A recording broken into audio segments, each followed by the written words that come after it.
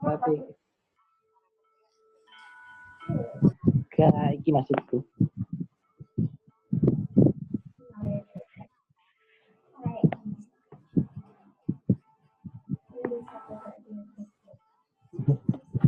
Telkomsel tambah ini.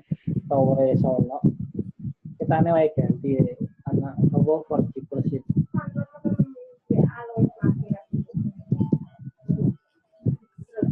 Ya mate kabeh.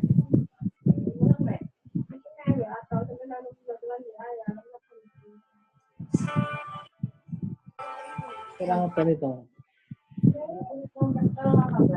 Enggak masih dia nih.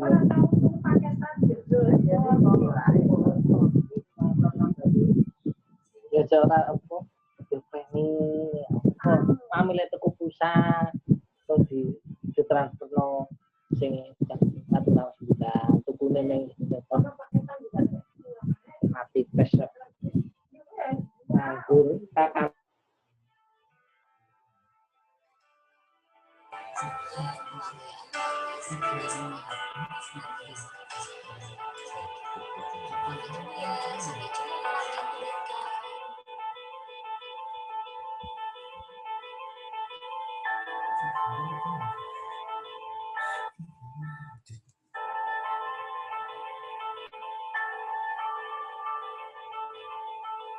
Hujan rai untuk wae. Tapi menang itu. Oke.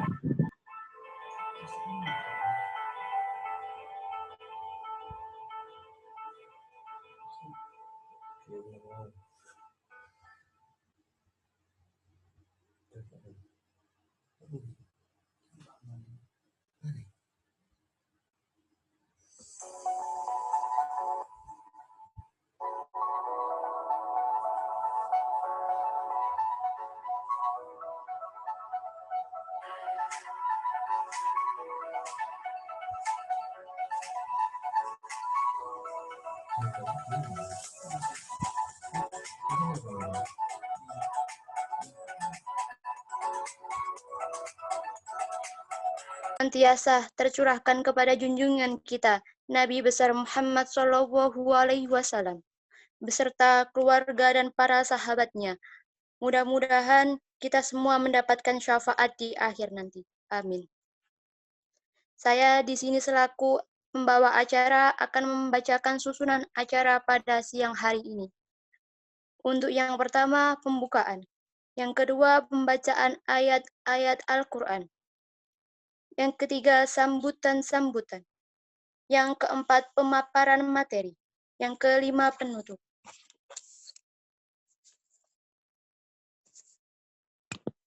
Untuk mempersingkat waktu, marilah kita buka acara ini dengan membaca basmalah. Bismillahirrahmanirrahim. Masuk pada acara yang kedua, yakni pembacaan ayat suci Al-Quran oleh saudara Emil. Kepadanya dipersilahkan.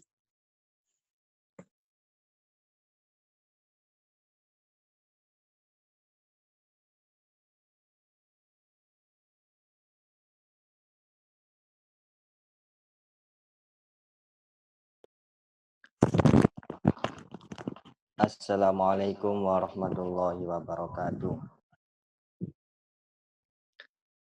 Bismillahirrahmanirrahim.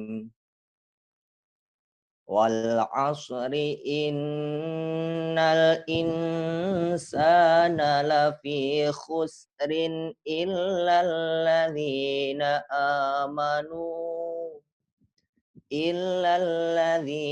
amanu wa amilus solihati wa tawasaw bil haqqi wa tawasaw bis sabr. Bismillahirrahmanirrahim. Wadduha wal laili idza saja. Ma wadda'aka rabbuka wa ma qala. Walal akhiratu khairul laka minal ula. ولسوف يعطيك ربك فترضى ألم يجدك يتيما فآوى ووجدك ضالا فهدى ووجدك عائلا فأغنى فأما اليتيم فلا تقهر وأما السائل فلا تنهر وأما بنعمة ربك فحدث Shadaqallahul azim. Assalamualaikum warahmatullahi wabarakatuh. Waalaikumsalam warahmatullahi wabarakatuh. Terima kasih. Masuk pada acara yang ketiga, yakni sambutan dari Ketua Al-Muhandis oleh Saudara Sandi. Kepadanya dipersilakan. Baik, terima kasih. Assalamualaikum warahmatullahi wabarakatuh. Waalaikumsalam warahmatullahi Alhamdulillah, nahmadu wa nasta'inu wa nastaghfiruh. Wa na'udzu billahi min shururi anfusina wa min sayyiati a'malina.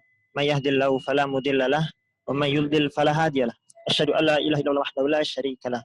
Rabbi shrah li sadri wa yassir li amri wahlul 'uqdatam min lisani yafqahu qawli. Bersyukur kehadirat Allah Subhanahu wa taala yang telah memberikan kita kenikmatan, yang telah memberikan kita hidayah, taufik, dan juga petunjuk kepada kita semua sehingga kita semua bisa berkumpul, kita semua bisa join di seminar motivasi kali ini dalam yang insya Allah dalam keadaan sehat walafiat. Amin. Salawat dan salam tetap tercurahkan kepada junjungan kita Nabiullah Muhammad sallallahu alaihi wasallam. Karena atas teladan beliau kita bisa membedakan mana yang baik, mana yang buruk, mana yang benar dan mana yang salah dan mana yang hak dan juga mana yang batil. Semoga kita termasuk salah satu pengikut setianya beliau. Yang saya hormati Mas Zain selaku guru saya pribadi dan juga di siang hari ini menjadi pemateri. Mohon izin Mas Zain, semoga acaranya bisa lancar untuk siang hari ini. Dan juga kepada teman-teman segenap panitia, terima kasih telah mengusahakan acara ini dengan baik. Semoga bisa lancar sampai akhir acara. Dan juga teruntuk teman-teman peserta ya, teman peserta dari seminar motivasi kali ini. Semoga acara ini bisa bermanfaat buat teman-teman, bisa berkah buat kedepannya. Sedikit sambutan kali ini mungkin untuk acara siang hari ini kalau bisa benar-benar itu ya, banyak mencatat. Soalnya pasti ilmu dari dan materi-materi yang bakalan disampaikan sama Gurunda Mas Zain bakalan bermanfaat banget lah buat teman-teman khususnya yang mahasiswa yang mungkin schedule-nya atau aktivitas hariannya banyak yang masih kurang bisa memanage, banyak yang ya semrawut lah, bisa ibaratnya itu semrawut lah. Nah mungkin nanti kalau misal ada yang tanyakan atau mungkin ada yang kebingungan bisa langsung tanyakan ke beliau, ke Mas Zain, insya Allah bakal ngebantu teman-teman buat bisa memanage waktu dengan baik. Segitu yang bisa saya sampaikan. Mohon maaf ya ini kalau semisal suaranya agak noise karena lagi di pinggir jalan. Ya, sekian yang bisa saya sampaikan. Kurang lebihnya mohon maaf. Segala kebaikan dan kebermanfaatan itu murni dari Allah Subhanahu wa taala, sedangkan segala kurangan itu murni dari diri saya pribadi. Sekian. Terima kasih atas waktunya. Saya tutup. Assalamualaikum warahmatullahi wabarakatuh. Waalaikumsalam warahmatullahi wabarakatuh. Terima kasih. Masuk pada acara yang keempat, yakni pemaparan materi yang akan disampaikan oleh Ustadz Zain Ahmad dan dipandu oleh moderator kita, yakni Saudara Ahmad Arif Fatoni. Waktu dan tempat saya persilakan. Sebelumnya minta tolong Irma untuk cek suara ya. Masuk ya? Yes. Ya, Kak, masuk. Oke. Bismillah, Assalamualaikum warahmatullahi wabarakatuh. Alhamdulillah rabbil alamin wassalatu wassalamu ala asyrofil anbiya'i wal mursalin wa ala alihi washabihi ajmain amma ba'du. Alhamdulillah rabbil alamin, bersyukur kepada Allah Subhanahu wa taala atas limpahan rahmat hidayahnya sehingga kita bisa berkumpul walaupun menggunakan media online ya. Semoga tidak mengurangi kenikmatan kita untuk menuntut ilmu. Dan salawat dan salam semoga tetap tercurahkan kepada Nabi Muhammad SAW karena ajarannya sehingga kita tahu mana yang benar dan mana yang baik. Pertama-tama saya ucapkan dan saya hormati Ketua Al-Muhandis dan teman-teman panitia serta pembina Al-Muhandis, dan juga saya ucapkan terima kasih jazakumullah khair kepada Mas Zain yang bersedia mengisi agenda diskusi atau seminar kajian pada siang hari ini. Semoga dengan kondisi siang hari ini tidak mengganggu semangat teman-teman untuk menuntut ilmu ya. Jadi pada kali ini kita akan membahas tentang manajemen, pentingnya memanage waktu. Dalam artian bahwa teman-teman panitia ini bermaksud untuk ingin memberikan pemahaman bagaimana waktu itu sangat begitu penting. Oleh karena itu, mari kita manage waktu agar waktu itu kita bisa manfaatkan dengan sebaik-baiknya. Nah, sebelum dimulai, saya ingin memperkenalkan diri. Nama saya Ahmad Arifani, saya Kepala Departemen BPM di Al-Muhandis. Al-Muhandis adalah sebuah lembaga dakwah fakultas di UPN Veteran Jawa Timur. Nah, baik. Sebelum dimulai juga, saya ingin membacakan sedikit aturan. Yang pertama, untuk teman-teman peserta, dimohon tidak menyalakan tombol mute.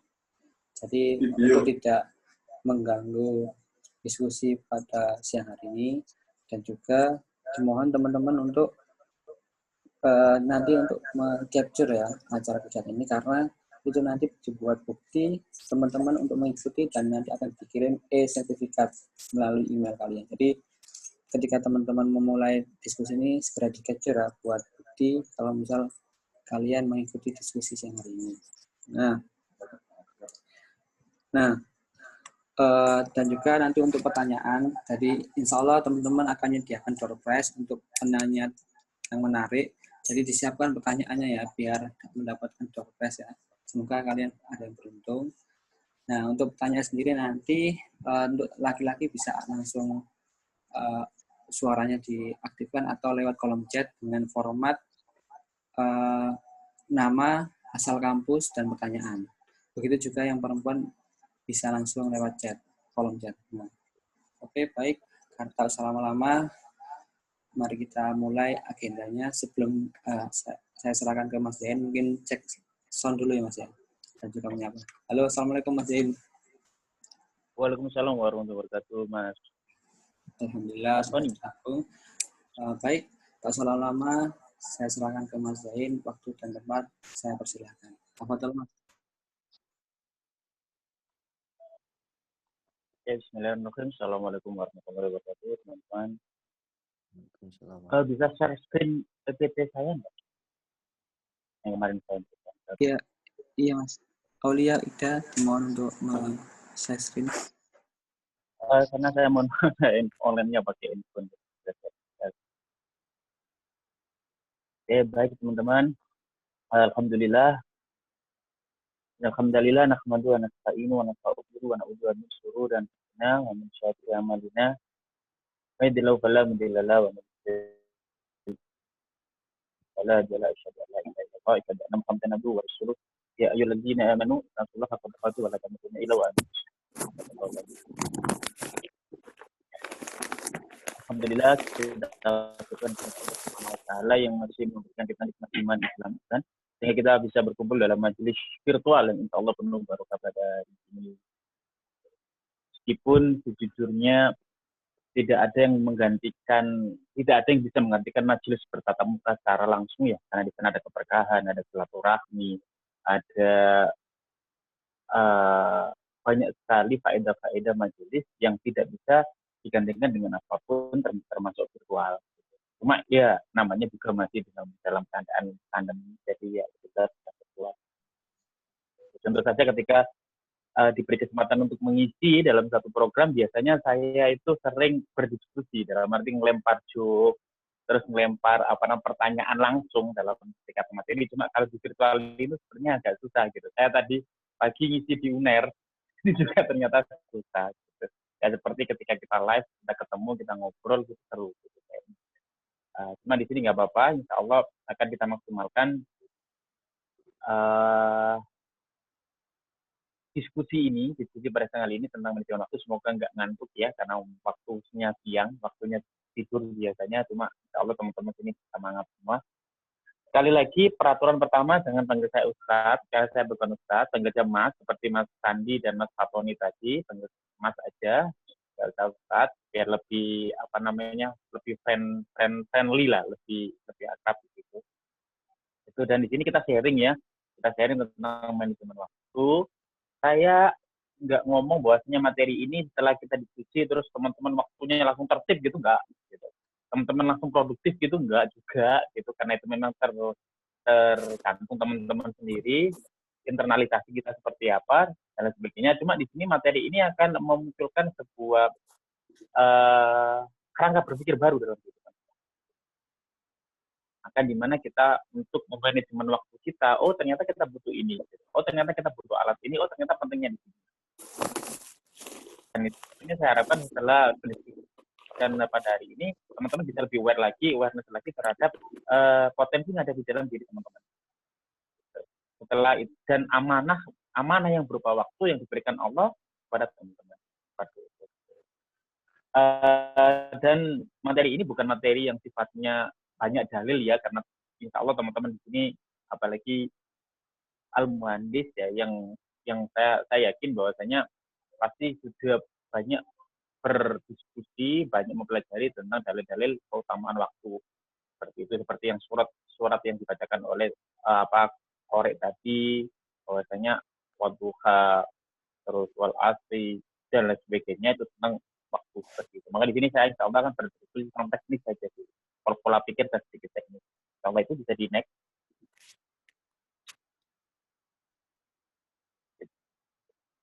Yang pertama adalah tentang profile. Ya, saya tak kenal maka ta'aruf, jadi ini profil saya sedikit saja. Pendidikannya itu tadi, yang sudah tergantung, pengalaman organisasinya. Kebetulan kalau di UPN nih, itu adalah pernah menjabat jadi BEM Fakultas, Presiden BEM Fakultas Hukum, tetangganya teman-teman. Setelah itu pernah menjabat jadi Presiden BEM Universitas UPN, yang sekarang belum ada ya. Itu semoga setelah ini ada lagi, setelah saya lulus belum ada seperti ini. Semoga setelah ini yang di forum ini itu bisa ke 2 tahun sampai 3 tahun ke depan bisa menjadi Presiden BEM Universitas. Itu biar nggak kosong, Presiden BEM Universitas UPN. Sudah kampus jadi negeri kok masa kosong, kan eman gitu. Saya itu tadi Wasekjen Permahi bidang advokasi dan HAM, terus Ketua Bank SLB Forum Terpena Surabaya, satu yang sekarang yang sedang berlangsung sekarang yang menjadi amanah sekarang adalah di Direktur Grassroots Foundation, itu Yayasan Pemuda Baik yang ada di Surabaya, yang program-programnya insya Allah sebagian besar teman-teman mungkin bisa kenal. Kalau nggak kenal ya silakan kenalan dan follow di @Foundation atau @mind.masjid. Seperti itu. Kalau itu aja profilingnya, jadi next. Untuk pembukaan, insya Allah akan saya buka tentang pola pikir sebenarnya. Itu yang pertama adalah ketika berlalu tidak bisa kembali. Ketika ditanya, apa sih yang berharga dalam kehidupan kita? Ada yang bilang harta, oke. Ada yang bilang keluarga, oke. Ada yang bilang dan lain sebagainya lah. Kalau kita berbicara bilang harta, kebanyakan pasti harga, karena berharga itu identik dengan nominal. Nominal itu biasanya dengan uang. Uang itu biasanya dengan bisa dianalogikan adalah tentang harta. Maka ketika harta itu hilang, maka kita akan kecewa, kita akan marah, kita akan meluapkan kekesalan kita, karena kita kehilangan harta atau kita kehilangan uang. Tapi teman-teman, meskipun kita kehilangan uang, meskipun kita kehilangan harta, tapi masih ada sebuah kesempatan besar di dalam hidup kita yang bisa kita yang harta itu atau uang itu bisa kita raih kembali, bisa kita cari kembali seperti itu.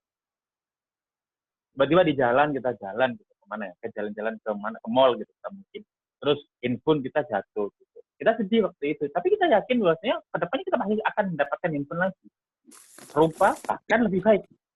Itu kalau sifatnya adalah atau tas mungkin, atau dompet atau uang dan sebagainya. Tapi ada teman-teman ketika berlalu tidak bisa kembali, dan itu harganya itu lebih daripada hanya sekedar harta. Apa itu? Yaitu waktu. Ketika kita kehilangan waktu, ketika waktu kita sudah lalui, maka waktu itu tidak akan bisa kembali. Ketika kita leye-leye, katakan santai, kayak santai selama 6 jam dalam sehari dan itu istiqomah dalam setiap hari, ya udah waktunya 6 jam itu akan hilang. Gitu. Nggak akan bisa kita kembali. Padahal semua manusia itu punya jatah waktu masing-masing. Gitu. Katakan Mas Tony, Mas, saya minta Mas Tony itu ya apa namanya mic-nya on ya, karena saya pasti diskusi nanti. Siap. Mas Tony, saya mau tanya. Mas Tony sekarang umurnya berapa, Mas? 21, Mas. Oke, 21. Berapa tahun lagi Mas Tony umurnya habis, Mas? Umurnya habis. Apa, Mas? Iya. Nggak kedengar. Ya, bener. Nggak tahu ya? Oke, jadi memang umur itu dirahasiakan. Habisnya itu dirahasiakan. Jadi semuanya orang itu mempunyai jatah umur masing-masing. Tapi kenapa umur itu dirahasiakan? Karena kita bisa aware. Karena kita bisa lebih hati-hati. Karena kita bisa lebih memanfaatkan umur kita, waktu kita itu dengan sebaik mungkin. Tidak ada hal yang percuma.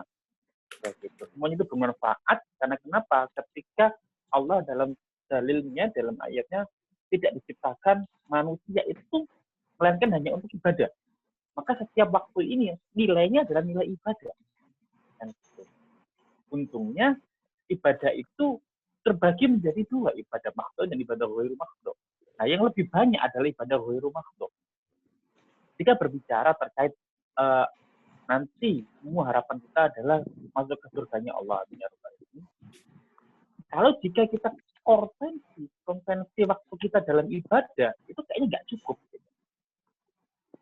Katakan setiap sholat itu kita konversi ke waktunya paling banter berapa sih sholat itu 50 ya, kebanyak terlalu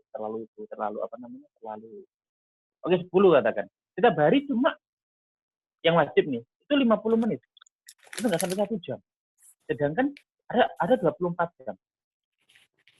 Terus kita mengharap surga yang begitu luar biasa dahsyatnya, kayaknya enggak. Makanya ada ghairu makhdud, ibadah ghairu makhdud. Apa itu? Yaitu adalah ibadah yang tidak disyariat. Maksudnya gini, ibadah di luar ibadah yang sudah disyariatkan. Seperti sholat, baca Al-Quran. Yang ini adalah ibadah yang lebih luas. Maka salah satunya adalah mementingkan waktu jalannya, itu adalah mementingkan waktu. Memanfaatkan waktu dengan. Yang kedua adalah sama-sama hanya 24 jam. Pertanyaan saya simpel. Yang ngarang kitab Bulughul Maram, Ibnu Hajar Asqalani. Yang ngarang Arba'in Nawawi, yang ngarang Al-Um, yaitu Imam Syafi'i, dan lain sebagainya, kitab-kitab lain sebagainya. Bahkan banyak sekali ulama-ulama yang dalam hidupnya itu kitabnya sampai ratusan. Ya, pertanyaan saya simpel.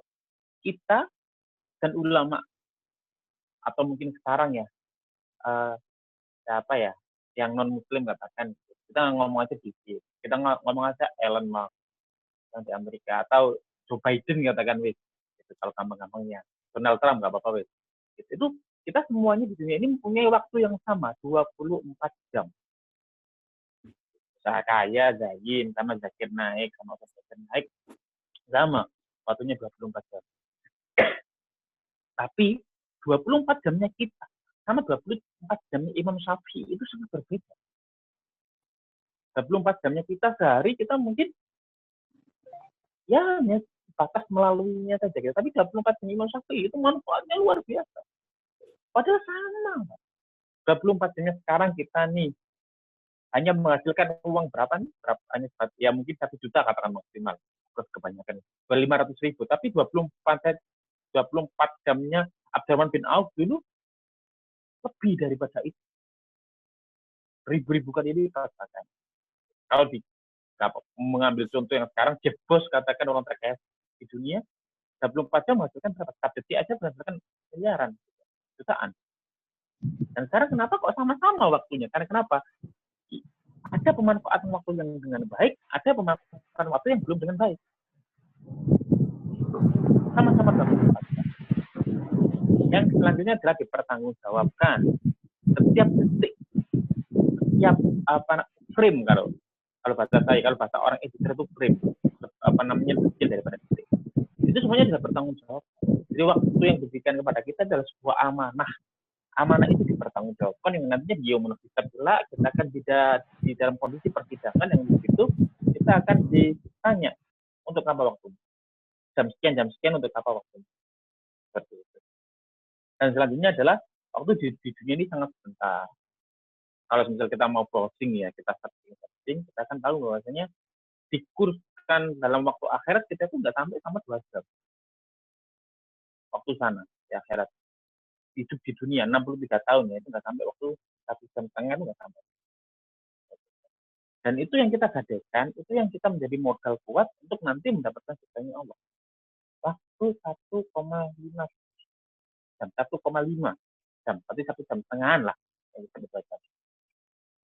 Maka kalau misal setiap menit kita, setiap detik kita, setiap hari kita, setiap tahun kita tidak pertama dengan baik, tidak ada kemanfaatan, tidak ada sebuah hal yang besar yang akan menjadikan diri kita lebih bermanfaat kepada orang lain, daripada kita tidak bertambah, maka tentunya kita akan dipertanggungjawabkan.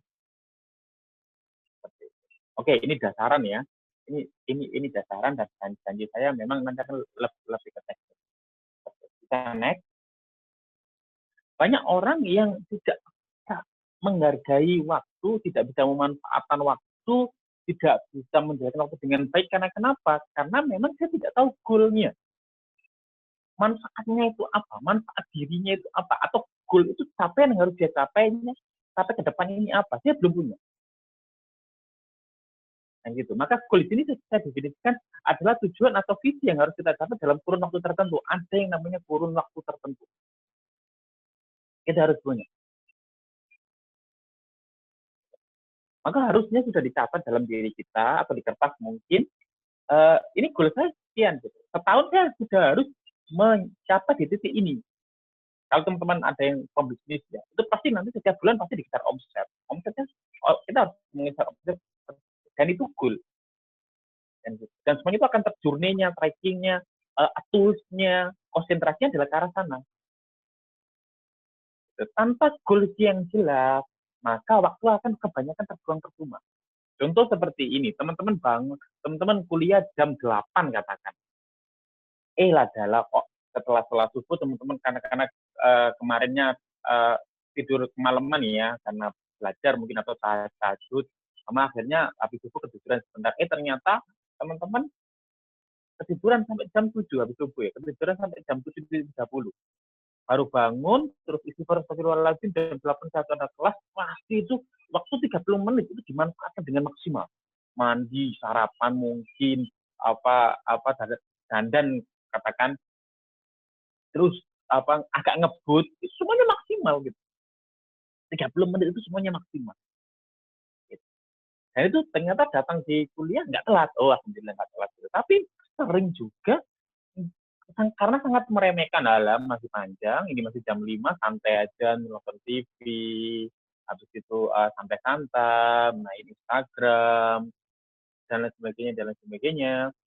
Akhirnya tidak sadar mandinya santai, sambil nyanyi-nyanyi, terus pakai sepeda motor juga santai, nggak masuk kelas dulu ketika sampai di kampus, saya sama teman-teman atau nongkrong di kantin dulu, akhirnya telat ketika datang. Nah, kenapa? Tidak aware. Goalnya ada, tapi enggak. Nah, di sini kita sudah punya goal. Baik itu goal besar, maksud goal yang saya sebutnya adalah goal yang jangka waktunya jangka waktu pendek. Itu kita harus sudah punya. Apapun, mahasiswa, pelajar, pembisnis, karyawan mungkin, tapi di sini teman-teman sukanya kebanyakan mahasiswa ya. Jadi juga itu sudah harus mempunyai goal. Yang sudah saya tulis itu meaningnya yaitu adalah tujuan atau visi yang harus kita capai dalam kurun waktu tertentu. Underscore dalam kurun waktu tertentu. Aku pengen mau menerbitkan buku, Mas. Karena aku tuh pengen suka nulis dan aku ingin ada sebuah nilai di dalam otak saya yang ingin saya tularkan dalam sebuah draft tulisan dan itu nanti bisa menginfluence banyak orang untuk berbuat baik. Gitu. Oke, buku. Jadi berdakwah lewat buku katakan. Oke. Kapan rencana semua akan terjadi? Belum tak laksanakan, aku pengen. Nah, akhirnya tidak terrealisasi.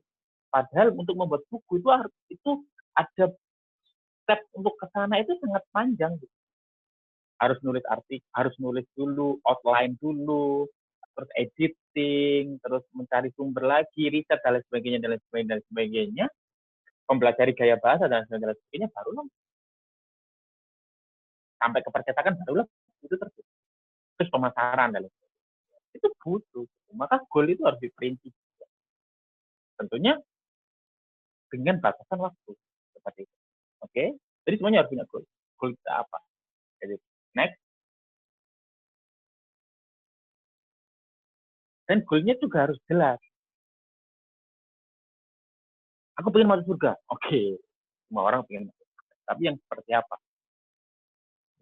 Yang seperti apa nih? Dengan cara apa? Dengan metode apa? Seperti itu. Maka efek tidak memiliki goal yang jelas ya. Itu yang pertama adalah tidak maksimal dalam pencapaian. Ya kok gini-gini aja ya. Aku kuliah sudah 3 tahun kok, tapi soft skillku nggak nambah ya.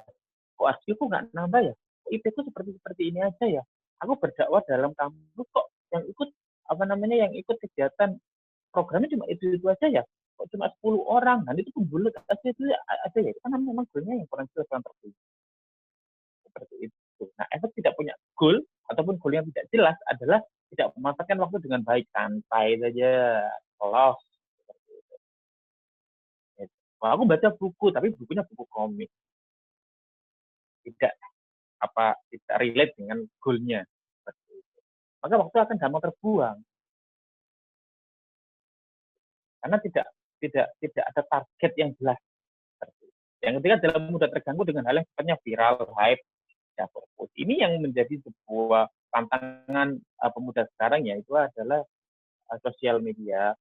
Setelah itu barang-barang yang viral, hype, fokus kita terombang-ambing dengan isu-isu yang viral, isu-isu yang sedang hype.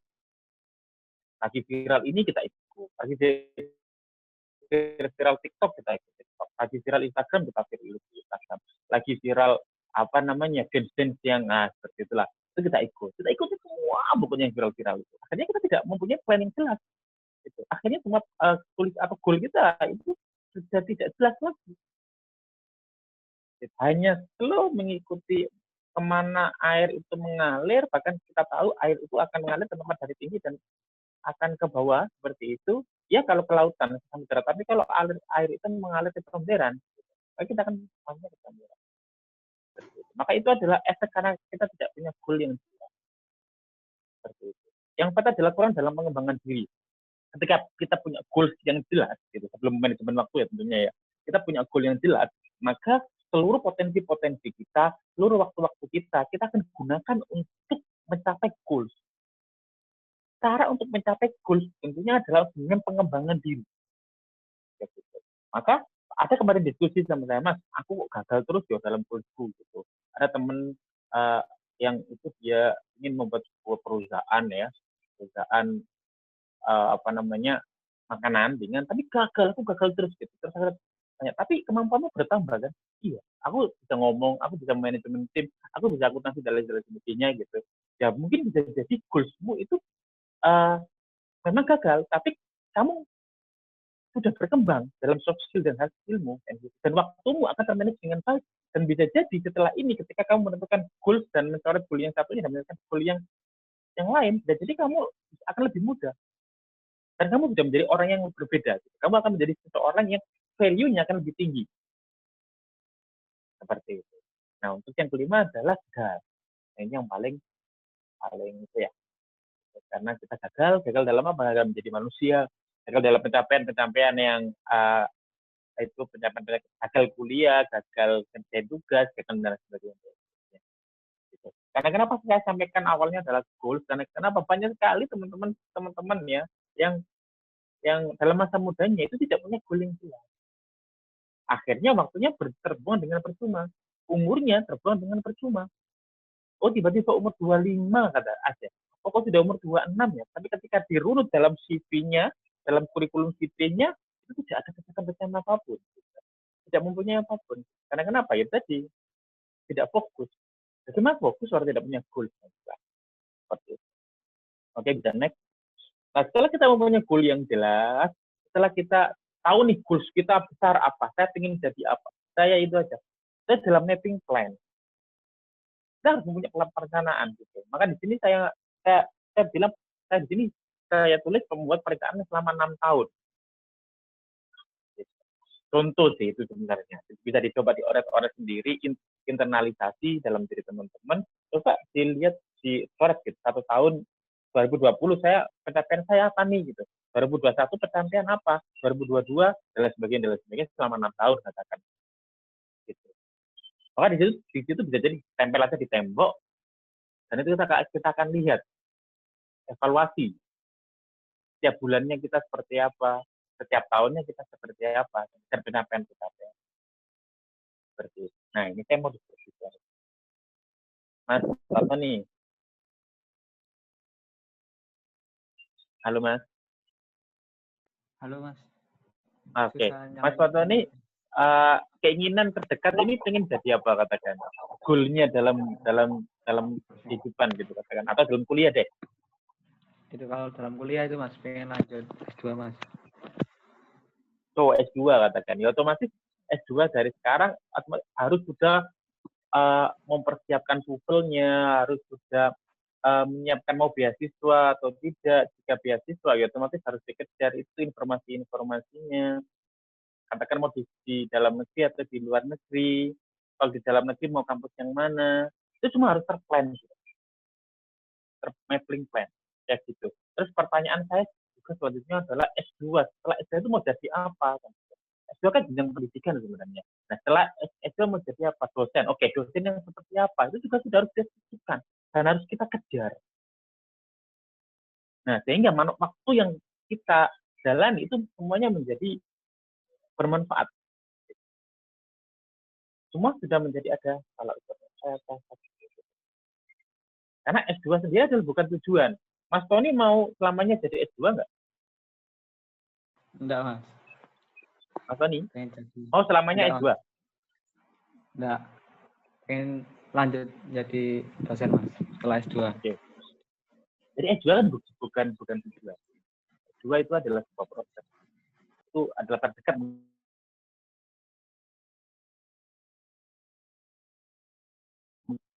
Mapping plan ini akan sangat melelahkan ketika kita tidak memperhatikan quick win. Yang saya maksud quick win di sini itu adalah pencapaian-pencapaian jangka pendek. Contoh seperti ini. Contoh Mas Tony akan di sini lulus S2. Oke, lulus, habis itu cari informasi, tes TOEFL atau IELTS. Katakan Mas Tony pengen kuliah di luar negeri, katakan otomatis cari beasiswa. Nah, quick win ini itu harus diapresiasi.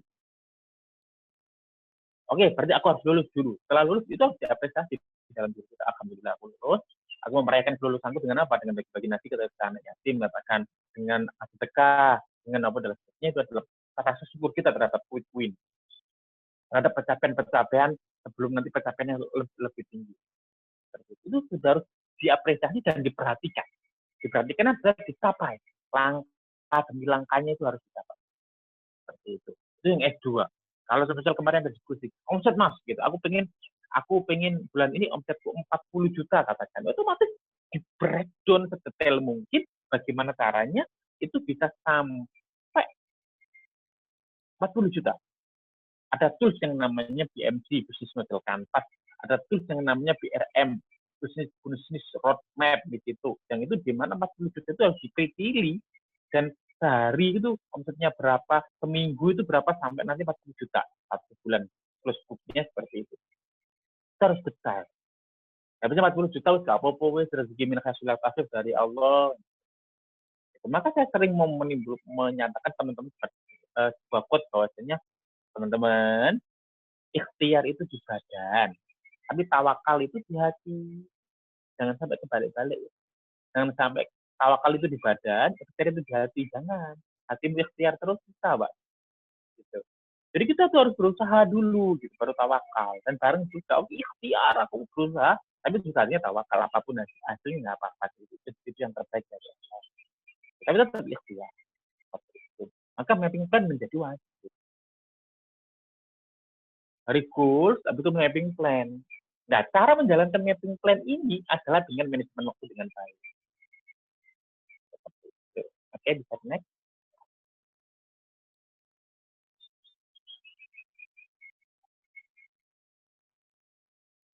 Nah, manajemen waktu yang baik sangat berkaitan erat dengan habit.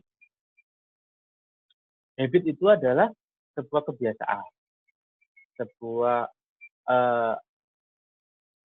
yang itu tanpa kita sadari akan kita kerjakan dengan sukarela dan menyenangkan, seperti itu kalau bahasa saya. Maka tidak ada keahlian tanpa adanya kebiasaan. Orang yang sekarang kita lihat ya, yang pembalap profesional katakan seperti Valentino Rossi, Marquez dan sebagainya, yang bisa gaspol sampai kecepatan 300 km per jam, yaitu gara-gara memang habit. Sudah biasa mengendalikan motor. Itu dia, CV-nya sangat tinggi. Orang yang kita lihat sekarang ada muncul di TV menjadi pembicara kelas internasional maupun nasional, ya habit. Karena kenapa? Gara-gara sudah sering, sudah ribuan kali melakukan berbicara di hadapan forum, gitu. Forum banyak, habit. Dan itu itunya adalah dari seorang yang tidak bisa belajar dan menjadi habit. Gitu. Maka rumus untuk menjadi habit adalah saya membuat rumus 40 hari membentuk habit. 40 hari ini harus diulangi, harus dilaksanakan rumus yang di sini. Ada 3 nih, yaitu motivasi, praktis, sama repetisi. Seperti itu. Saya mau diskusi lagi Mas Tony. Mas Tony, karena sama jadi moderator ya, maka harus saya wawancarai. Iya. Mas, sebenarnya yang ingin sampai bentuk habit sampean pada beberapa bulan ini apa, Mas? Ingin bisa apa gitu? Jadi ada banyak hal, Mas, untuk bisa mencapai goal saya. Jadi untuk membentuk habitnya, salah satunya seperti mulai belajar bahasa Inggris, terus juga menambah literatur atau membaca penelitian-penelitian, dan juga menambah sedikit ilmu, Mas, untuk persiapan ketika jenjang S2. Oke, baik. Katakan saya ambil contoh belajar bahasa Inggris, katakan ya, gitu. Bahasa Inggris kan kalau kukulnya kan iya kan juga agak tinggi ya loh. Itu ketika kita nggak bisa kalau belajarnya cuma 1 hari, 2 hari, nggak akan bisa. Kalau bisa setiap hari. Atau mungkin ada keahlian lain yang harus dikuasai, gitu. Seperti public speaking. Kalau mungkin belajar bahasa Inggris bisa di dalam seri tempuh dengan nggak harus setiap hari, nggak apa-apa. Tapi kalau public speaking, ketika kita harus mempunyai sebuah keahlian untuk bisa mempengaruhi dan mengajak seseorang, menginfluence seseorang, itu ratusan bahkan ribuan, ya otomatis harus dibentuk. Maka kalau saya diskusi di forum-forum ya, bakat itu nomor sekian, kalau menurut saya. Bakat itu nomor sekian. Yang pertama adalah habit, bentuk habit. Bakat ada, gitu. Cuma pasti kalah dengan habit. Kebiasaan yang baik. Meskipun nanti akan banyak sekali menghadapi kegagalan. Tapi habit. Yang pertama adalah motivasi. Kita harus punya motivasi yang kuat nih. Gitu. Motivasi apa? Katakan, aku pengen bisa membaca 1 buku dalam sehari. Kayaknya nggak mungkin. Tapi kalau membaca terus, untuk apa ya? Karena aku menjadi penulis. Gitu. Terus, habis itu praktek, habis itu repetisi, ulangi. Jadi motivasi kuat, habis itu praktek, terus diulangi. Motivasi kuat, praktek, dan ulangi. Ulangi ini kalau bahasa Arabnya adalah istiqomah. Istiqomah saja. Niatnya yang baik, habis itu ikhtiar, dia jalankan baru istiqomah. Seperti itu. Itu dalam bentuk. Dan kita coba 40 hari. Gitu. Yang pengen belajar masak, katakan belajar kue, kan? Kok gak enak ya kue pertama, tapi dicoba terus selama 40 hari ya, kan? Coba terus selama 40 hari, akhirnya akan menjadi habit. Habitnya adalah saya tidak ngomong terkait masalah hasil, tapi kita sudah menyukai itu, menyukai proses itu. Mas Fato ini sudah ada beberapa pertanyaan yang masuk. Ini gimana? Saya mau jawab pertanyaan apa langsung? Disesuaikan dulu aja Mas. Nanti di akhir ada sesi. Silakan ya. Ya. Oke. Oke, ini belum ke manajemen waktu ya. Ini masih kerangka awalnya. Kenapa kita sangat? Karena kenapa? Karena ketika kita kerangka ini sudah tertata dengan baik, maka waktu kita sendiri ini pasti akan termanajemen dengan baik. Kita akan membuat oret-oretan seperti itu. Karena kalau kita googling saja manajemen waktu itu pasti akan ada sebuah tools nanti. Itu dicatat setiap hari apa dan sebagainya. Cuma tanpa ada motivasi, tanpa ada sebuah goal, tanpa ada mapping plan, itu akan menjadi sebuah arti yang menurut saya kurang maksimal seperti dalam kehidupan kita. Oke, saya coba agak sedikit ya. Habis itu selanjutnya setelah habit, itu teman-teman, kita ini tidak hanya sesuatu next ya untuk selanjutnya. Kita ini tidak hanya sesuatu yang kita jalani saja. Gitu. Manusia itu tidak hanya tampak dohirnya saja sebenarnya. Banyak sekali sekarang kita itu melakukan sesuatu, tapi tubuh kita di sini, tapi pikiran kita nggak tahu malah yang jauh di mana. Maka di sini yang di slide setelah habit ini, itu bikin masih loadingnya, itu yang akan saya sampaikan adalah manajemen konsentrasi. Jangankan waktu teman-teman, konsentrasi kita saja itu harus kita atur. Konsentrasi kita aja kita atur sambil menunggu plannya. Harusnya manajemen konsentrasi itu apa sih? Kita tidak bisa berkonsentrasi dalam memikirkan satu topik, memikirkan dua topik saat bersamaan. Ya gitu. Kalau misal saya tantang katakan Mas Tony, ya. Mas coba sampai pikirkan tentang bulan, rembulan itu dengan segala keindahannya, sama-sama pikirkan tentang ikan yang ada di laut bersamaan. Itu pasti akan memilih salah satu, entah bulannya atau ikannya. Kan gitu. Dalam perkuliahan, katakan teman-teman. Dalam perkuliahan, ayo coba mikir kuliah sama mikir apa namanya itu, mikir bisnis katakan. Pasti akan salah satu.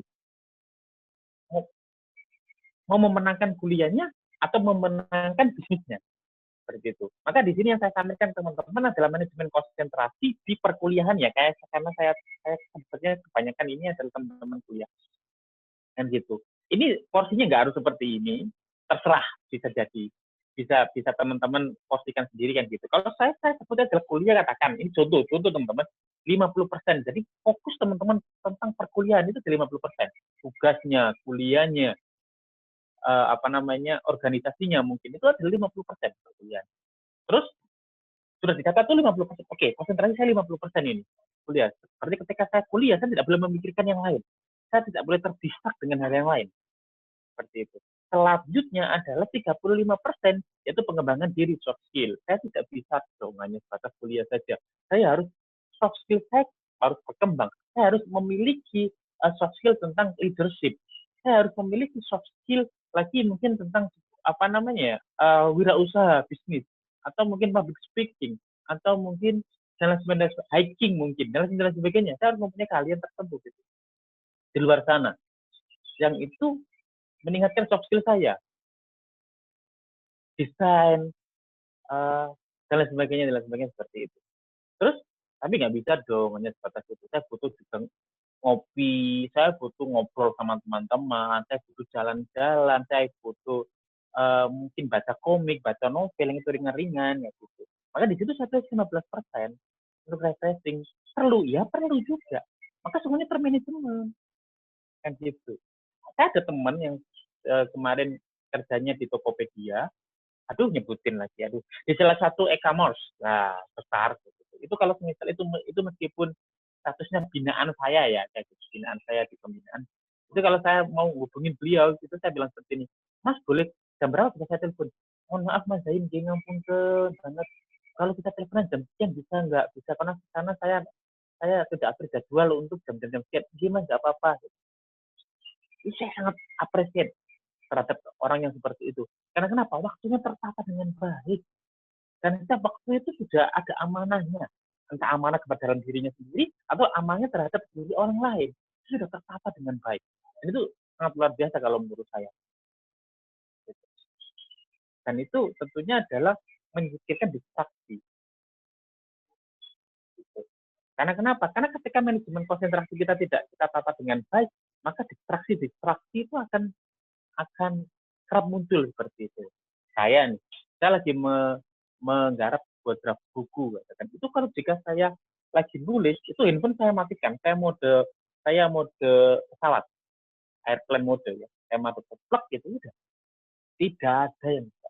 Dan saya punya ruangan khusus di rumah yang itu adalah ruangan saya untuk nulis materi, ruangan kerja lah kalau ibaratnya. Karena kenapa? Saya tidak bisa di ruang tamu. Dan di situ banyak distraksi. Ketika saya fokus baca, saya fokus mengerjakan satu draft, ada orang yang lewat-lewat, akhirnya terdistrak saya. Terganggu pikiran saya, akhirnya melenceng kemana-mana, akhirnya tidak fokus dan itu tidak maksimal. Padahal saya sudah menyisihkan waktu untuk di situ saya fokus. Menyisihkan waktu itu kan juga berharga. Karena kita harus mengorbankan yang lain. Kita harus menyisihkan yang lain. Dan ketika kita sudah fokus, ya otomatis itu harus benar-benar fokus. Harus benar-benar waktu itu adalah harus kita maksimalkan dengan baik. Bagaimana caranya? Konsentrasi kita harus kita manajemen. Kuliah, fokus kuliah. Ya gitu. Refreshing, fokus deh refreshing. Makanya ketika teman-teman dulu ya, yang waktu saya sama teman-teman saya sama Mas Sandi juga, rila katakan, ya udah fokus rila di situ, jangan bahas apapun, jangan bahas kuliah, jangan bahas bisnis, rila, jalan-jalan, happy gitu. Gak boleh dicampur-campur, fokus aja di situ. Karena fokus, habis itu tampak dalam diri kita kan besar. Ketika kita fokus, maka manajemen konsentrasi ini penting. Ya karena kenapa ya? Sekarang itu zamannya distraksi. Contoh aja teman-teman simpel kan, ayo kita hitung-hitungan di dalam. Kalau misal teman-teman mau ngaudit waktunya teman-teman, pasti saya yakin waktunya teman-teman banyak tersita gara-gara distraksi. Tiba-tiba ada ini, waktunya hilang sejam. Atau tiba-tiba teman gitu di kantin yang kepinginnya itu kan langsung pulang gitu. Tiba-tiba ada teman ngajak ke kantin dan itu tidak bermanfaat, hilang sejam. Tiba-tiba waktu mau tidur, mau istirahat, dan pengen nanti bangun, belajar, terus tiba-tiba di notif ada katakan Instagram gitu, ada teman yang nge-like, terus dibuka, habis itu kita catut untuk karena interface-nya bagus gitu, Instagram interface-nya bagus, akhirnya kita scroll yang lain, terus habis itu nonton yang lain dan sebagainya. Gitu. Nah, teman saya ini itu bagian interface-nya Instagram. Ternyata teman-teman, media sosial itu dirancang sebegitu canggihnya agar kita itu, mata kita itu terpaku di situ. Nggak bisa, ibaratnya nggak bisa berpaling gitu. Interface, itu namanya interface. Jadi buatan software bagaimana caranya itu terus lancar di situ. Terus memandangi Instagram ya gitu. Makanya kalau misal teman-teman buka Instagram ya, ketika di scroll gitu pasti ada setengah yang nggak kelihatan. Terus scroll lagi karena penasaran. Nah, teman-teman sudah masuk dalam manajemennya Instagram. Masuk dalam sebuah bagaimana caranya teman-teman waktunya habis di situ. Gitu. Makanya itu yang saya sebut distraksi. Gitu. Makanya manajemen konsentrasi itu penting. Next.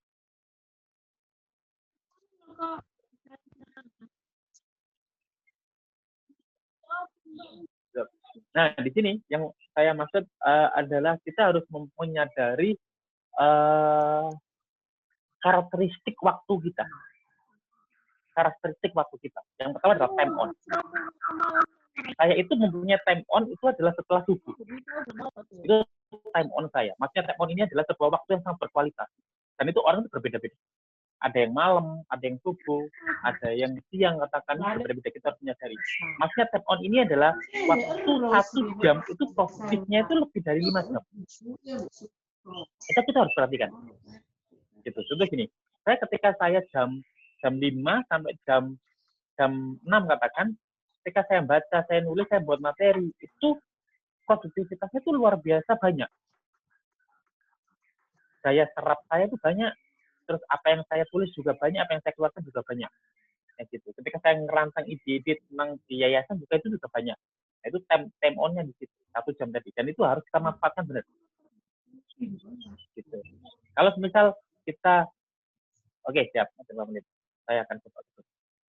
Kalau misal saya berikan waktu itu saya kerjakan di jam siang katakan, itu harus lebih panjang lagi dan tidak hasilnya tidak sebaik yang tap on tadi itu. Dan makanya tap on ini tidak boleh lolos. Dan semua orang mempunyai tap on-nya masing-masing. Satu pada subuh, satu malam, dan sebagainya, silakan dicari sendiri. Tap on-nya masing-masing. Kalau saya itu adalah pas pada subuh. Gitu. Yang kedua adalah fixed time. Fixed time ini adalah waktu yang tidak bisa diganggu. Tidak bisa terdistract apapun kalau saya. Kalau saya sudah masuk ke ruang kerja, gitu, saya tidak mau terdistract apapun. Sudah. Saya minta waktu 1 jam dalam kehidupan saya, dan itu di time on saya, itu saya tidak bisa fixed time. Punya ini saya harus menyelesaikan ini, saya tidak mau terdistract yang lain. Handphone mati, semuanya itu, saya kalau bisa kamar saya kunci, dan itu 1 jam saja, ya gitu. Sistem saya untuk mengerjakan sesuatu dalam manajemen konsentrasi, manajemen waktu saya. Yang kedua adalah time and motion study. Nah, time and motion study ini adalah seperti ini, teman-teman. Jika teman-teman membaca buku, katakan, membaca buku itu efektifnya itu berapa menit? Gitu. Contoh, teman-teman baca buku atau belajar setiap hari. Efektifnya 30 menit. Ya udah belajar 30 menit aja. Yang lain bisa dikerjakan yang lain gitu. Bisa disambi dengan hal-hal yang lebih produktif yang lain. Gitu. Beda lagi kalau mau ditingkatkan, katakan. Soalnya kenapa? Ada orang yang memaksakan 1 jam, tapi kemampuan dirinya cuma 30 menit. Itu menurut saya tidak efektif. Gitu. Maka di sini adalah keistiqomahan. Nah, yang kita bahas itu keistiqomahan, tapi yang efektif. Keistiqomahan yang efektif. Kalau 30 menit itu istiqomah, udah cukup deh.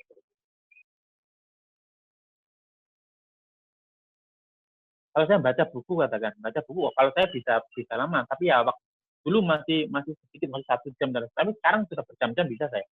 Bahkan seharian baca buku bisa. Hanya makan, mungkin terus sholat dan sebagainya, ya habis itu baca buku lagi bisa saya.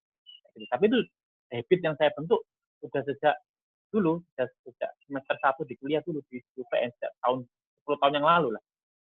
10 tahun yang lalu sudah saya bentuk habit gitu. Bahkan saya baca di tengah keramaian saya bisa. Baca sambil ngobrol saya bisa.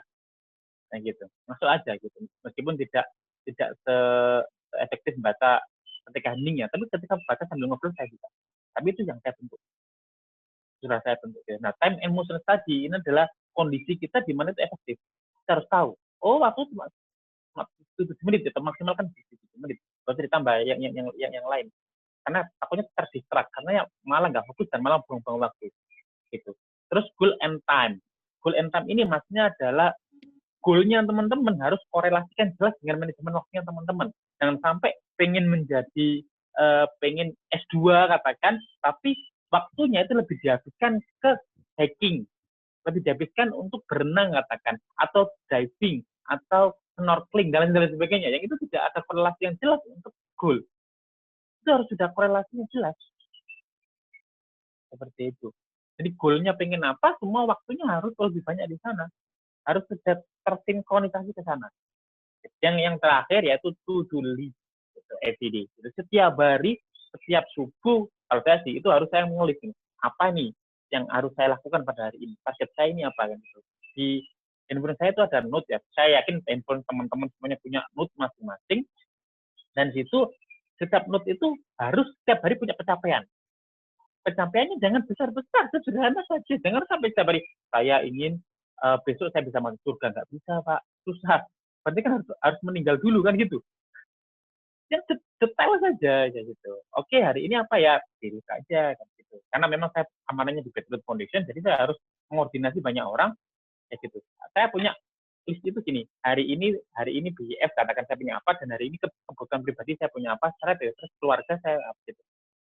Saya lihat, oh gitu. Kalau sudah selesai saya hapus, atau saya tentang hapus. Itu harus punya. Baca buku katakan itu harus kita pilih di situ. Karena kenapa? Fokus di situ. Kalau tidak ada yang urgent, tetap fokus di situ. Ada orang, ayo jalan-jalan yuk. Oh nggak bisa, saya mau melaksanakan fokus dulu saya kan. Oke, insya Allah itu Mas Tony yang bisa saya sampaikan. Semoga bisa di next dulu. Semoga bisa kita diskusi sambil kita lanjutkan diskusi. Ini quote dari saya. apa yang kita lakukan hari ini adalah kumpulan masa depan kita. Jadi sekarang, besok, sekarang, nanti, tadi itu adalah kumpulan hari ini yang akan membentuk kita di masa depan. Next, selanjutnya yang terakhir, jika teman-teman bisa mau diskusi lebih lanjut, silakan di Instagram saya, Zain Ahmad. Oke, kalau itu aja. Kurang lebihnya saya terima kasih dan mohon maaf. Saya kembalikan ke Mas. Wih, Masya Allah. Luar biasa sekali penjelasan dari kalau nggak mau dipanggil Ustadz dari Mas Zain ya. Luar Ya, biasa Mas sekali. aja, biar lebih mudah saya. Iya, saya otomatis panggil Mas. Soalnya dulu jenengan juga aktif di Al-Muhandis dan sering panggil Mas.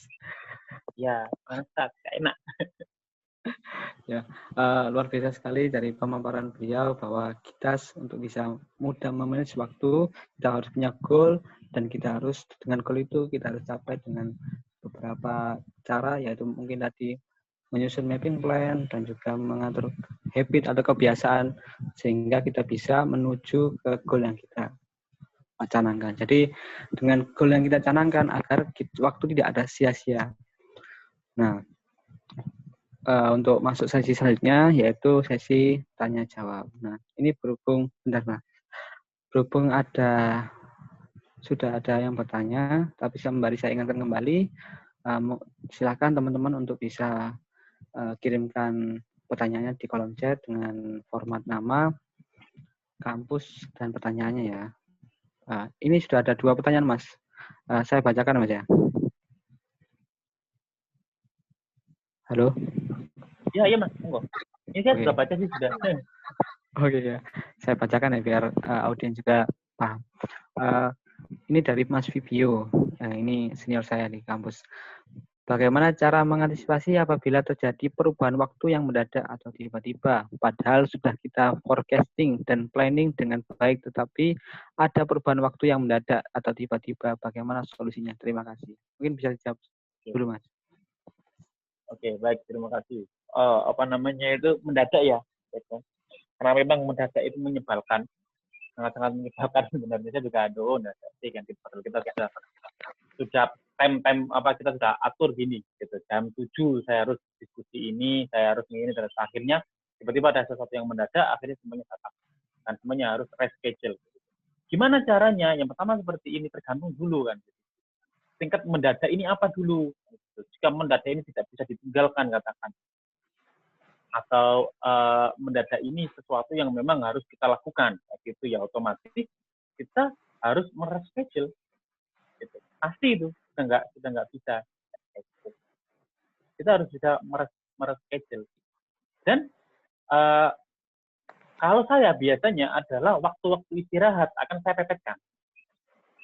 Tentu seperti ini.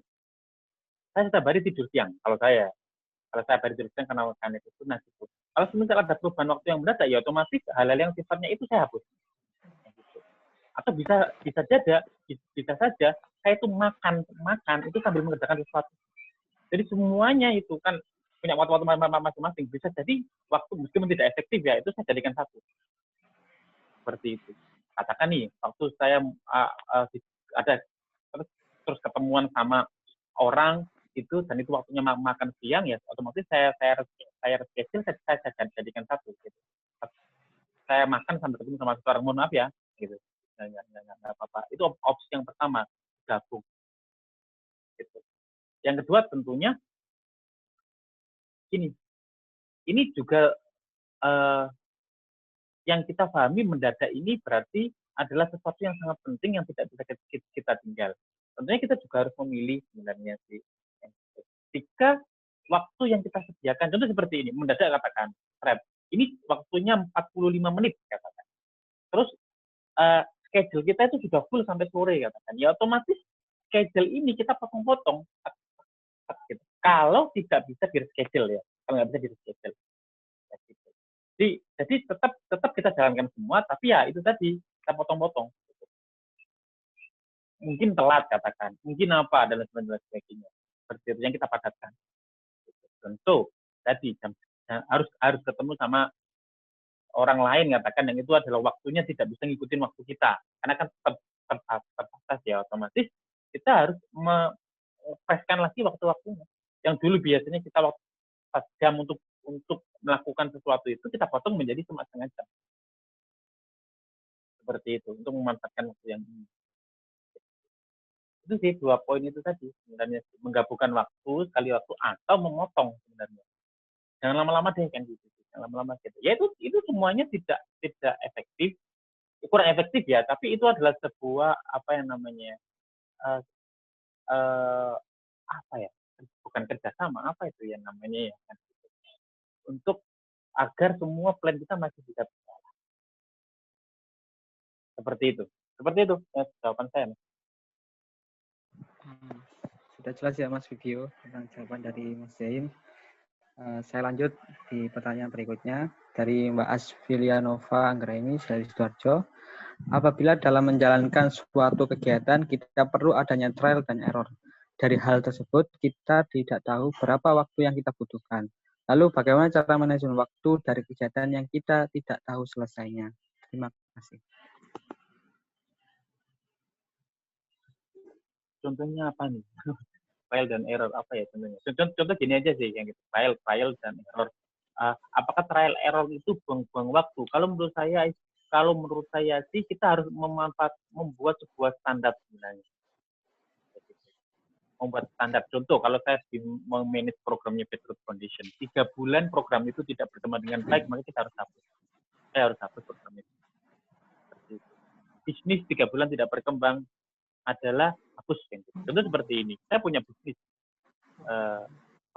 Contoh ya, saya punya bisnis buah makanan katakan. Tapi kan 3 bulan tidak berkembang dan sebagainya. Itu sudah waktu saya untuk trial error sudah habis. Maka saya harus berpindah ke bisnis yang lain. Itu sudah harus hapus. Seperti itu. Maka kita harus membuat sebuah pemahaman dalam diri kita. Ada waktu untuk trial dan error. Setelah itu, setelah melebihi waktu itu sudah kita harus ganti. Nggak bisa selama 2 tahun kita harus trial dan error terus. Harus trial, error, sukses.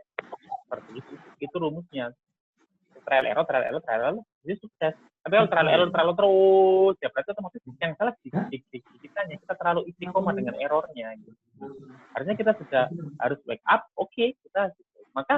Maka sebenarnya ada salah satu saran saya adalah quasi awareness terhadap diri. Kita harus lebih mengenal diri kita sebenarnya. Potensi kita, kekuatan kita apa, kelemahan kita apa, biasanya di SWOT ya itu ya.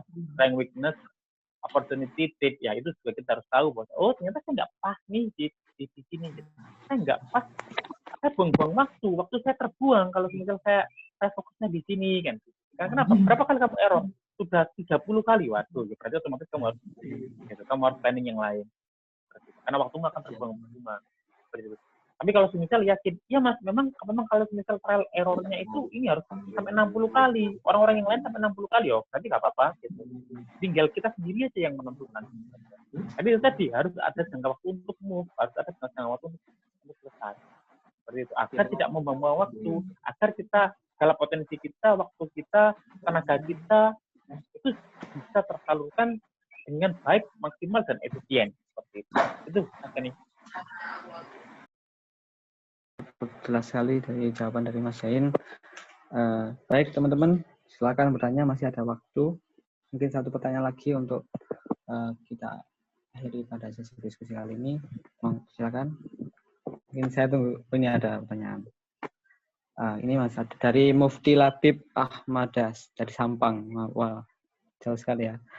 Kak, bagaimana cara menentukan prioritas kegiatan? Umpama ada banyak kegiatan di waktu yang sama, seperti harus try out di Jumat sore, tetapi belum baca Al-Kahfi, dan orang tua menyuruh bersih-bersih rumah, serta ada tugas sekolah yang deadline-nya maghrib. Sudah bisa ditangkap, Mas ya? Ya. Pertanyaan. Oke. Terima kasih, Mas. Jadi, yang pertama kayak gini. Yang pertama, jangan menunda kebaikan. Gitu. Karena yang pertama tadi Al-Kahfi, gitu kan. Ini kan dari pagi bisa, dari malam juga bisa, gitu kan. Akhirnya ditunda-tunda, akhirnya numpuk di akhir di injury time kan gitu itu yang pertama. Jadi kebaikan penting langsung dilaksanakan. Karena kenapa? Kita tidak tahu tumpuk-tumpuk tadi. Kan gitu. Maka jangan menunda kebaikan. Soalnya bersih-bersih itu bisa kita laksanakan pagi sebenarnya. Kayak gitu. Makanya bisa jadi orang-orang itu balik tertumpuk-tumpuk Mas gitu ya, karena kamu sering menunda-nunda. Kalau penyelesaianmu dengan baik ya berarti otomatis semua terselesaikan dengan baik. Kan kayak gitu sih. Ada orang itu gercep untuk melakukan sesuatu, tapi ada orang melakukan sesuatu dengan klemer, santai, slow, lemes dan lain sebagainya. Itu. Itu juga berpengaruh seperti itu. Jadi ini satu adalah lakukan kebaikan dengan segera mungkin. Lakukan plan dengan segera mungkin. Gitu. Itu yang pertama. Yang kedua, jika nih memang sudah Mas, tapi yang memang itu sudah tertumpuk, berarti otomatis yang kamu janji ke amanah yang mana dulu. Kalau amanah, aku kadung janji sama dia, tapi dia juga minta untuk ketemu ya, berarti otomatis yang satunya dulu kadung janji. Terus yang selanjutnya adalah dampak yang lebih besar. Katakan sama-sama nggak bisa nih Mas, ini sama-sama berdampak nih kalau nggak melakukan sesuatu. Sedangkan kemampuan saya harus melakukan satu hal, hanya satu hal saja. Berarti harus pilih nih dampak yang besar. Nah, gitu. Itu tentunya dengan melalui tadi, yang sudah manajemen waktu dengan baik, nggak menunda-nunda, terus itu baru kita, nggak bisa ini harus ini dua-duanya berdampak pas. Berarti otomatis pilih dampak yang besar yang akan dikerjakan. Yang dampaknya yang lebih kecil dan bisa dikomunikasikan, tinggal dulu nggak apa-apa. Meskipun itu juga mempunyai sebuah konsekuensi seperti itu sih. Itu Mas 3 saran dari saya. Oh, oke. Terima kasih Mas jawabannya. Saya baru dihubungi panitia, waktunya masih banyak. Jadi ini ada pertanyaan lagi Mas, satu lagi. Dari Nurul lagi juga nggak apa-apa kok. Dari Nurul Liswatin Solehan, UPN, dari UPN. Bagaimana cara mengatasi kebosanan dengan aktivitas yang sudah terjadwal setiap harinya? Terima kasih. Monggo Mas dijawab. Ini FT semua atau lintas fakultas atau bahkan lintas kampus? Kita share seluas-luasnya Mas ke penjuru grup. Ya. Ke penjuru dunia. Oke, baik. Gimana caranya untuk mengatasi kebosanan dengan rutinitas gitu, rutinity is killing me ya. Gitu. Yang pertama tentunya ya semua orang pasti akan mengalami sebuah kebosanan ya. Waduh, rutin ini terus, rutin itu terus. Yang pertama ini yang paling besar adalah niat. Kita harus tata kembali niat kita. Kita kenapa ya gitu, aku kok bosan ya itu niat yang pertama. Yang kedua adalah lihat goal. Goalnya ini masih jauh. Goalnya ini harus semangat lagi. Gitu ketika melihat goal, goalku ini aku harus semangat lagi, aku harus ya enggak. Nah, ini adalah saran ibaratnya saran apa ya ini namanya? Saran filosofis lah. Kalau dia ini niat, goals harus lihat goals lagi kayak gitu. Yang selanjutnya ini lebih ke teknis. Cari suasana baru, Mbak. Cari suasana baru. Gitu. Baca katakan, aduh aku bosan baca. Ya udah cari suasana baru kan gitu. Jangan baca di situ, mungkin baca di mana kayak pada tempat baru kan gitu. Enggak harus baca di kamar. Kalau bosan baca di kamar. Itu cari cara baru. Kalau boleh jujur saya dulu waktu di kampus di tahun berapa ya saya gitu. Saya hobi baca dan itu karena saya bosan baca di kamar, saya baca di atas genteng. Serius gitu. Ya untung nggak jatuh ya. Nggak pernah jatuh. Cuma saya baca di atas genteng. Kayak gitu. Yang penting saya baca. Kayak gitu. Waktu di Gresik katakan waktu saya pulang kampung dulu saya bacanya malah di depan warung kopi gitu. Nggak di rumah. Yang penting saya baca. Karena itu biar nggak jenuh katakan. Makanya tadi itu kejenuhan itu gara-gara memang otak kita sudah lelah. Makanya ketika otak kita sudah lelah ya wis istirahat. Jangan dipaksakan jika memang itu tidak urgent. Maka tadi ketika kita berbilang manajemen konsentrasi tadi itu ada yang namanya refreshing. Refreshing itu perlu. Ikhlas itu perlu karena otak kita juga punya batas. Maka jalan-jalan itu juga perlu. Saya tuh sering dulu itu jalan-jalan sendiri. Naik motor sendiri untuk ke Surabaya gitu. Kalau saya mencoba hal-hal yang baru. Soalnya saya tuh dulu tuh orang efisien. Butuh apa katakan saya datang sendiri, saya beli, saya pulang. Nggak harus nunggu teman, nggak harus itu, nggak. Kalau saya seperti itu. bahkan itu jauh katakan. Saya pernah ke Malang karena butuh referensinya kemana, ke sana, katakan, oh saya punya waktu, saya punya, oke, jadwal pas gitu. So, saya pernah ke Malang, kalau teman-teman tahu Gua Cina ya, Gua Cina tahu ya, yang jauh banget itu. Saya pernah PP ke sana, hilangin suntuk PP sana, dia sana, oke sudah, sana nggak sampai setengah jam, saya pulang. Nah itu memang agak gila memang. Nah, seperti itu. Tapi itu jangan ditiru ya. Maksudnya adalah bikin suasana yang baru. Maksudnya sama rutinitas, bikin suasana yang baru. Seperti itu. Yang itu tadi ya, yang hasil kerja tadi, terus bikin suasana yang baru, atau bikin schedule yang baru. Katakan, aku bosan banget aku karena memang itu sudah tidak dengan catatan tidak berdampak kepada orang lain. Gitu. Jangan tiba-tiba schedule ketemu sama meeting sama seseorang, bahas kuliah katakan atau bahas tugas, terus tiba-tiba aku bosan, aku mau schedule karena PDW, nggak bisa seperti itu juga kalau present waktu. Memang ketika sendiri itu mungkin rutinitasnya bisa di schedule sedikit gitu, tapi nggak boleh jangan sering seperti itu juga gitu. Ini hanya untuk mengakali kebosanan saja. Yang dulunya aku bosan baca, jadi udah aku mau bersih dulu baru baca. Gitu. Mau jogging katakan gitu.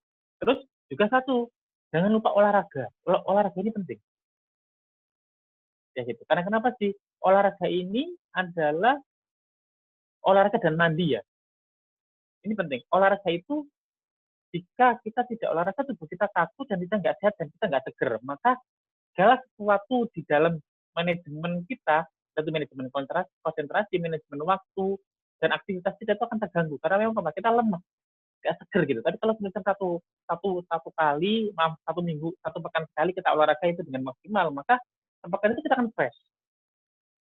Nah gitu. Maka olahraga itu penting. Kalau bahasa itu tawazun, ya, seimbang, itu penting. Seimbang akal, seimbang badan, seimbang jiwa, itu penting. Seimbang badan ini yang sekarang sangat langka. Kita ngatur waktu, kita detailin waktu, kita detail dan sebagainya, tapi tubuh kita nggak siap untuk menerima itu. Tubuh kita nggak siap untuk diajak kerjasama untuk memanfaatkan waktu untuk itu. Gitu. Oke, kita plan. Ternyata bisa lemes. Aduh, aku ngantuk. Oh, aku belajar 10 menit aja bisa ketiduran. Gitu. Ada teman-teman saya yang ngomong, ayo coba plan itu. Aku pengen jadi influencer. Influencer di bidang apa? Di bidang makanan halal. Oke, mantap. Oke, habis itu, sampai baca buku berapa? Apa aja, Mas? Aku sekali baca buku, buka buku aja aku langsung ngantuk. Gitu. Tapi buku itu semacam obat tidur ya bagi sampean. Nah, dan itu memang kenapa saya cari? Karena memang dia nggak olahraga. Gitu. Maka olahraga itu menjadi penting. Biar tubuh kita tuh nggak gampang lelah, nggak gampang sakit, dan gampang bosan. Energi kita itu, fokus kita itu bisa lebih tajam gitu ketika olahraga. Tentunya juga bukan olahraga terus, ya satu pekan berapa kali lah. Seperti itu sih Mbak yang bisa saya share. Terima kasih Mas atas jawabannya. Sepertinya waktunya sudah habis Mas. Jadi mungkin teman-teman yang ingin masih ditanyakan bisa lewat Mas Zain ya. Mungkin lihat DM ya Mas. Ya, boleh. Nanti mungkin ada pertanyaan bisa melalui DM. Mohon maaf berhubung waktunya sudah habis. Mari kita tutup. Tapi sebelum kita tutup mungkin itu Mas, foto bareng Mas lewat Zoom. Gimana Mas? Mohon teman-teman untuk yang bersedia videonya dibuka, silakan. Mari kita foto bareng sama pemateri yang keren pada siang hari ini, luar biasa sekali. Semoga bisa bertemu secara offline ya di musola. Oke, saya datang aja ke Betriu, tetangga kita. Ya, siap Mas, insya Allah. Saya dulu juga binaan itu Mas, Quran. Cuman berhubung pandemi saya pulang ke Lamongan, akhirnya nggak bisa lanjut lagi. Ya, besok balik lagi. Insya Allah. Ya teman-teman, kalau butuh meeting, kalau butuh ngobrol, teman-teman sendiri punya rapat ya, gitu, mau aja datang ke Betriu buat suasana baru gitu. Kita ada banyak ruang-ruang kosong kok. Bisa sambil ngopi, ada kopinya.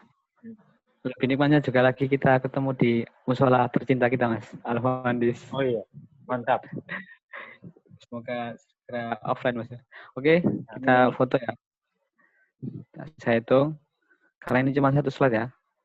Yang 1, 2, 3. Baik, terima kasih.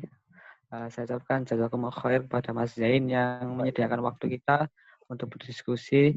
Semoga ilmu yang diberikan bisa kita aplikasikan dan bermanfaat untuk teman-teman semuanya. Baik, saya mewakili panitia mungkin ya. Kurang lebihnya mohon maaf sekali. Saya tutup dan saya kembalikan ke MC. Dipersilakan. Ya, terima kasih atas materi yang telah disampaikan. Semoga bermanfaat. Saya selaku MC mohon maaf apabila terdapat kata yang kurang berkenan. Burung irian, burung cendrawasih. Cukup sekian, terima kasih. Wabillahi taufiq walhidayah waridho wal inayah. Wassalamualaikum warahmatullahi wabarakatuh. Untuk peserta jangan lupa isi absen dulu ya. Terima kasih.